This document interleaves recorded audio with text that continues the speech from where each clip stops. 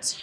I am Sarah Seipert, and I have the pleasure of sitting down with Finn Walter today, kind of get to know you a little bit better and hear more about the Nicolette. So tell me a little bit about yourself. My name is Finn Walter. I was born and raised in Lubbock, Texas, and I am the chef and owner of the Nicolette restaurant in downtown Lubbock.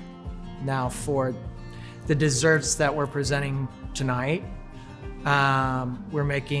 we like to, in the kitchen, we call them little moon pies. So this time of year, around the holidays, there's a Danish cookie called speculoos, which is made with all sorts of, citruses and very, very dark brown sugars and things that all of the different sugars kind of react differently to one another. We make it, though we cover it all up, it's made into what looks like a wood grain. But we leave it and we bake it, and then we cover it in a meringue, what's called a Swiss meringue. There are a lot of rabbit holes we can go down, but it's going to be flavored with tonka bean, which is very similar to vanilla. In fact, sometimes for different perfumes and things like that, it's reminiscent of vanilla, but on its own, it's a very distinct flavor. And then we make just a little cookie sandwich, and then we cover the whole thing with a mix of milk and dark chocolate.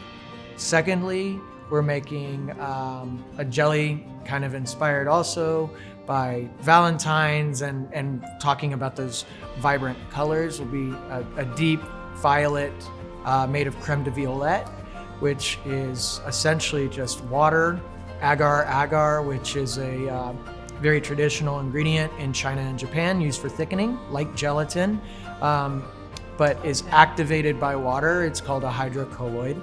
And we'll set the whole thing, and then we'll partially dehydrate it where it's somewhat crispy on the outside and like a little perfect jelly in the middle.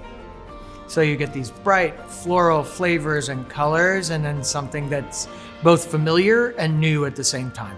Well, Finn, I really appreciate you sitting down and chatting with me today. It has been very inspiring to see a scientist who's posing as a chef. Well, thank you very much for having me. It's always nice to pull out my SAT words in terms of cooking. Well, I'm glad you did. Yeah, thank you.